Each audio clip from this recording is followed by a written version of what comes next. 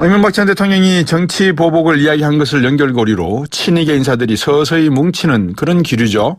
이명박 전 대통령은 최근 친이계 인사들을 만나서 보수 결집을 주문했다라고 전해졌습니다.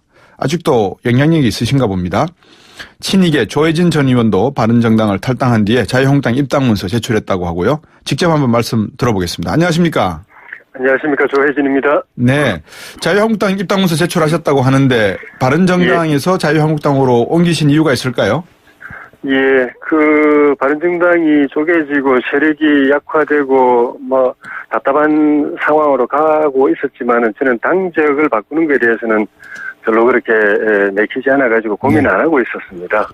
물론 이제 지금 벌어지고 있는 여러 가지 우려스러운 상황에 대해서 걱정하고 또 야당이나 보수가 결집해가지고 이런 것을 견제할 건 견제하고 바로잡을 건 바로잡아줘야 된다는 생각은 했지만은 당적을 바꿀 생각까지는 하지 않고 그 문제에 대해서는 고민을 안 하고 있었는데 지난 11월 2일 오랜만에 제가 연락을 드려가지고 이명박 전 대통령을 뵙게 됐는데 그 자리에서 또 말씀 듣고 대화를 나눴던 것들이 있었고 그때부터 당적 문제까지 고민을 하게 됐고 한 일주일여 동안에 고민한 끝에 최종적으로는 그렇게 결정을 내리게 됐습니다. 네. 11월 2일 날 이명박 전 대통령을 만나 뵈셨고 그다음에 이야기를 들으셨다고 하는데 어떤 이야기를 주셨나요? 적폐청산이 필요한 부분도 있지만은 지금 정부 여당이 하고 있는 방식대로 하면은 고쳐지는 부분 또 개선되는 부분 이상으로 국가적으로 굉장한 후유증이나 부작용이 생기고 있다 하는 이야기를 하시고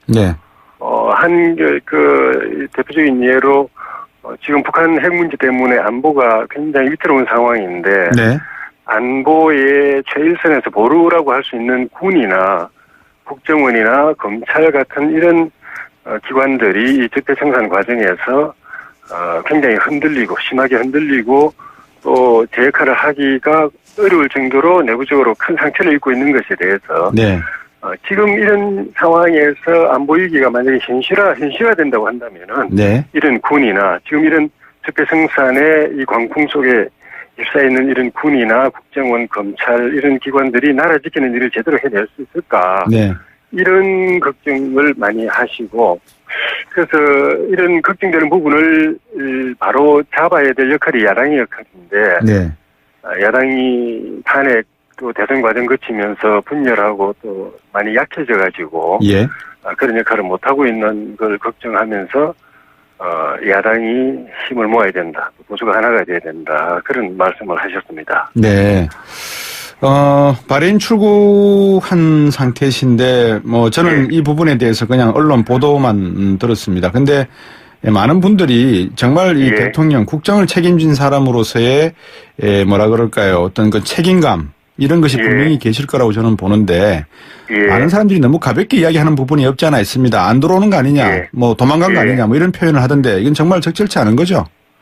노무현 대통령 때부터 저는 국민이 100% 자기 손으로 뽑은 건 아니고 반대한 분들도 분명히 있었지만은 어쨌든 국민이 뽑은 대통령인데 인기 떨어졌다고 해서 너무 비하하고 짓밟고 이상한 별명 붙이고 노무현 대통령 때도 심지어 길 가다가 넘어질지도 노무현 때문 이런 말까지 하는 걸 보고 저는 그 당이 아닌 반대당이었지만은 이거는 심하다, 지나치다 이런 생각을 했는데 국민들은 다 잊어버렸습니다, 그거.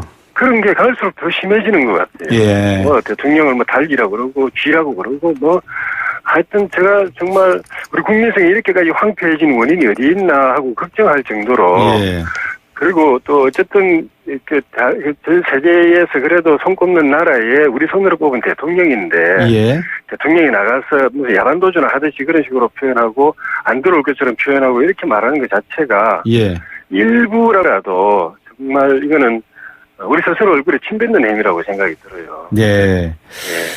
우리 정치에 어떻게 보면은 참 무능이고 또 무책임함이면서 정치의 어떤 반복되는 그런 역사 속에서의 교훈을 전혀 느끼지 못하는 부분이라고 생각이 드는데 어쨌든 현 정부는 전 정부 또는 전 정부에 대한 보복은 아니다라고 하고 계시지만 예. 김관진 전 국방부 장관, 군 사이버 댓글 공작 혐의 관련 구속되고 있고 또 예. 국정원장분들 다 지금 구속 영장이 신청된 상태고 예. 거기에다가 김관진 전 국방부 장관은 또 명시적으로 인용표 열고요. 예. 이명박 전 대통령이 지시가 있었다 인용표 닫고 무슨 지시가 어떻게 있었는지 내용은 나오지 않았습니다만 예. 다시 인용표 열고 사이버사에 우리 사람 뽑으라고 지시했다 인용표 닫고 이런 진술들이 나온 걸로 전해지고 있는데 예. 많은 사람들 이야기가 또 가볍게 하는 이야기가 그렇습니다. 대통령 포토라인에 서지 않을까? 다스는 누구 예. 겁니까? 이런 질문들이 나오는데 어떻게 보십니까?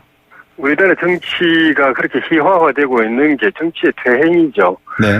그 대통령의 지시가 있었다고 하는 거는 언론에 보도된 걸로 보면은 사이버사의 인력을 늘리는 것을 지시했다고 일단 되어 있습니다. 네. 그거는 그 당시에 기억하시겠지만은 북한의 디도스 공격이라든가 우리 내부의 금융기관 또 행정부처 방송국 이런 걸 무차별적으로 공격해 오면서 사이버 공격을 해오면서 예.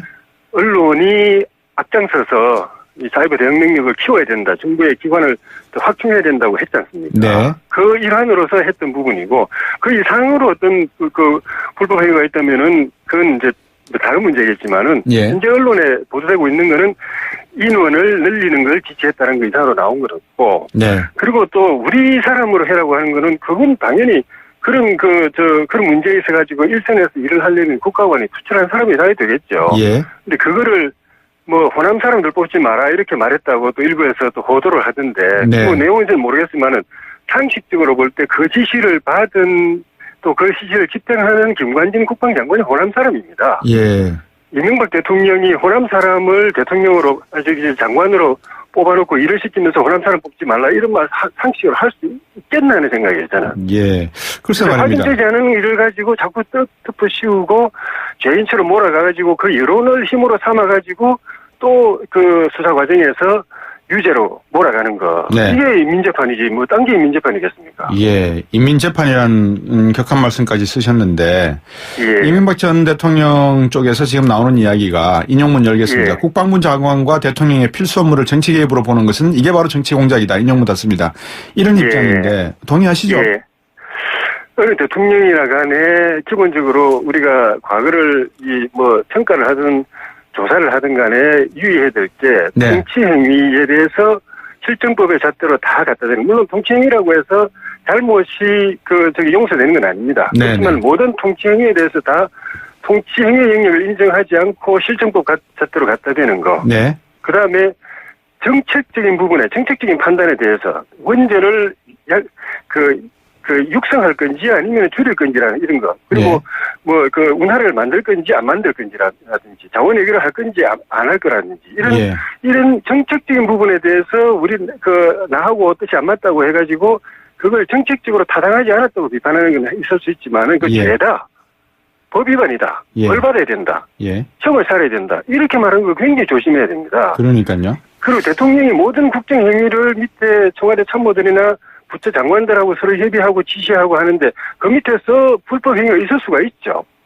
없을 수 없습니다. 네. 또 역대 정권마다 있어왔고. 예. 그런데 그것이 대통령의 그 과정에 대통령과 그 부처와의 협의가 있었고 지시가 있었다고 해서 지시한 또는 협의한 대통령이 공범이다. 예. 이렇게 다 몰아가 버리면은 앞으로 역대 어느 대통령 정말 비극적인 상황을 피할 수 없습니다. 그래서 네. 적대청산 필요하지만 통치 행위에 대해서 무조건 실정법을 갖다 대다든가 네. 정책적인 판단을 법적인 판단 가지고 평가한다든가 예. 또는 밑에서 벌어진 어떤 위법 행위가 있다고 해서 그 관련된 대통령은 다 공범이다. 예. 이렇게 하는 건 정말 조심해야 됩니다. 지금 시중에 여론을 이렇게 제가 택시를 타거나 많은 서민분들, 일반인들에게 이야기를 들어보면, 예. 자유한국당으로 지금 보수가 집결하는 모습을 볼 때, 첫 번째, 홍준표 대표 체제의 자유한국당이 보수의 가치를 가지고 더불어민주당과 정부에게 이게 적폐청산이 정치 보복이다라고 이야기할 수 있을 만큼 선명성과 정통성을 가지고 있느냐라는 문제가 있다. 라는 지적도 나오고 두 번째는 현 여당에 대해서도 정부에 대해서도 이게 적폐청산이라고는 하지만 정치 보복성이 분명히 없지 않아 있는 것 같다라는 견해도 있는 것 같아요. 이제 그 와중에 이명박 전 대통령이 바레인에서 SNS 통해 가지고 국민 통합하자 이런 말씀을 하셨는데 어떤 의미가 있는 겁니까? 저도 촛불 집회에 6분인가 7분인가 나갔던 사람이거든요. 예. 그때 현장에서 느낀 거는 우리 국민들이 단순한 어떤 개혁, 정치의 변화 이 차원을 기대하는 게 아니고 예. 대한민국의 혁명을 기대하는구나라고 생각이 들었습니다. 예. 그래서 누구든 다음 정권은 그냥 단순 개혁이 아니라 이 오랫동안 쌓인 것을 혁명적으로 바꾸는 소명이 있다라고 바꿔야 될 소명이 있다라고 저는 생각을 했어요. 예. 그래서 문재인 정부가 적폐청산이라고 말했을 때 바로 봤다. 예. 민심을 바로 봤다 그랬는데 하는 거 보니까 이게 아니에요. 적폐란 건 말 그대로 길게 보면은 건국 때부터 쌓여온 거고 네. 짧게 보더라도 요 전 대통령, 전 대통령 그 전에 네. 노무현, 김대중 때도 우리가 많은 패단과 부조리를 봐왔지 않습니까? 예. 그게 쌓여가지고 그걸 해결도 하면서 또 일부분 해결 못하고 쌓여있는 부분이 있는데 네. 그걸 다 청산해야죠. 그리고 구조적으로 바꿔야죠. 네. 그런데 딱 요 보수 정권 그 9년만 딱 잘라놓고 그 이전에는 손도 안 대고 자료도 안 보고 문제가 있어도 그냥 지나가고 이러면서 이 정권만 가지고 이 보수 정권 9년만 가지고 하면 네. 그거는 쌓여 있는 걸 바로잡는 게 아니고 특정 정권, 특정 보수 진영에 대해서 좀 문제 삼고 있는 것이어서 네. 그래서 정치 보복이라는 이름이 나오는 거고 네. 그래 정말 안타까운 게 저는 이번 정권 하에서 야당으로 전락한 이 보수 진영은 개혁을 위해서 몸부림쳐야 된다. 혁신을 위해서 몸부림치고 자기 쇄신을 위해서 몸부림쳐야 된다고 생각했는데 초기에도 그래 갔었죠. 안에서 그 개혁 경쟁, 보수 경쟁, 혁신 경쟁으로 갔는데 정부 여당이 저런 식으로 정치 보복적 냄새를 풍기면서 독주를 하고 네. 그 과정에서 야 이거 이러다 나라 큰일 나는 거 아닌가 하는 의심까지 생기니까 보수 진영이 야 개혁은 좀 더 천천히 하자. 일단 이거부터 빨리 스톱시키자. 이거 좀 견제하자, 제재하자. 네. 빨리 뭉쳐라. 이렇게 가버리니까 보수도 개혁도 이제 혁신도 다음 과제로 넘어가 버리지 않습니까? 예. 그게 너무 안타까워요. 그런데 이명박 전 대통령에 대한 어떤 그 말씀은 지금 상당히 뭐라 그럴까요? 보수의 결집으로 이어졌다라고 뭐 평가를 한다 그러면 하는데 박근혜 예. 전 대통령에 대한 어떤 보호라든지 아니면 방어라든지 이런 내용은 전혀 없습니다. 예. 사실은 지금 이제 친박이 그 박근혜 전 대통령과 더불어서 이제 공격받고 쇠퇴하고 예. 그 뒤에 이제 또 이명박 대통령이 다음 타겟이 되면서 사실 이제는 그 친박 친이 할 것 없이 보수 진영 전체가 괴멸 위기에 놓이면서 네. 이게 단순히 그냥 요 전에 정권 탄핵당한 대통령에 대한 단죄가 아니다. 처음에는 그 정도로 생각을 했었는데 네. 그걸로 이제 마무리되고 새로운 시대가 출범할 걸로 생각했는데 그게 아니고 보수 진영 전체를 우리 야당의 용어대로 한다면 괴멸시키려고 한다. 멸절시키려고 한다. 싹을 없애가지고 예. 완전히 그 진보 진영의 장기 집권 또는 영구 집권 체제를 만들려고 한다는 생각들을 이제 그런 그 공유를 하게 되면서 예. 이제 다 같이 이거는 그 단순히 어느 정권의 문제가 아니라 대통령의 문제가 아니다라고 생각하면서 이제 그 결집을 하게 되는 계기가 만들어지는 것 같습니다. 그런 모멘텀으로 뭉친다 그러면 어차피 보수는 예. 또다시 한번 혁신과 개혁의 몸부림을 쳐야 되는 거 아니겠습니까? 언젠가는? 맞습니다.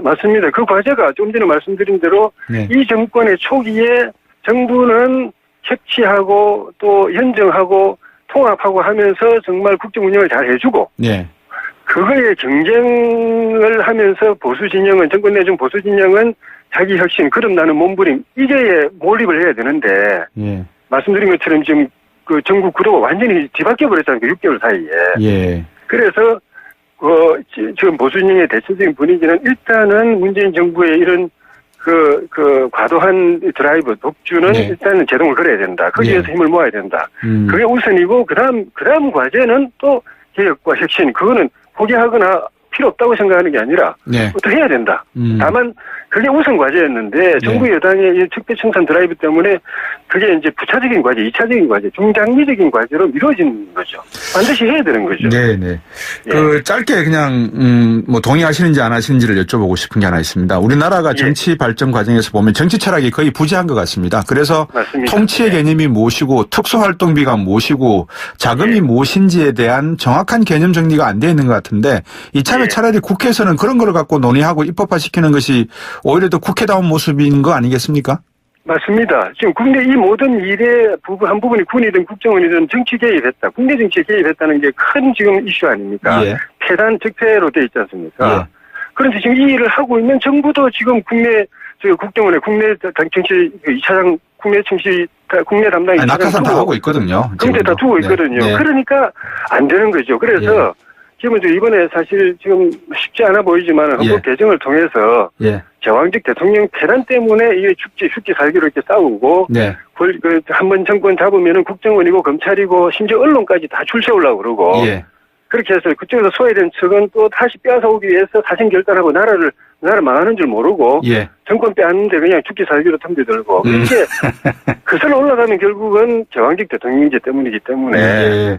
이명박 대통령도 대통령 권한의 80% 정도만 쓰라고 하셨는데 당신께서 그 예. 권한의 100%는 어떻게 정의한지는 잘 모르겠습니다만 일반인들은 또 이렇게 문자를 보내주십니다. 상식적으로 죄가 없으면 되는 거 아닌가. 수사하면 다 밝히면 되는데 뭐 두려워하고 방어할 건 뭐 있는가 이런 말씀도 하시거든요. 어떻습니까? 그 말씀도 있는데 지금 정부 여당이 드라이브를 걸고 하고 있는 거는 단순한 그 헌법이나 법률에 따라서 중립적인 검찰에 의한 그런 합리적인 사법 절차를 받는 게 아니고 네. 청와대가 외주를 주지 않습니까? 하청을 주지 않습니까? 청부 수사 아닙니까? 예. 그리고 또 여당의 당대표나 당직자들이 나서에 마이크 잡아가지고 대통령 구속해야 된다, 뭐 어떻게 해야 된다, 바로 오더를 주지 않습니까? 예. 그리고 그쪽 네티즌들이 그 SNS로 막 여론조사를 하지 않습니까? 그거를 제가 진행되기도 전에 이미 제 낙인을 먼저 찍어버리지 않습니까?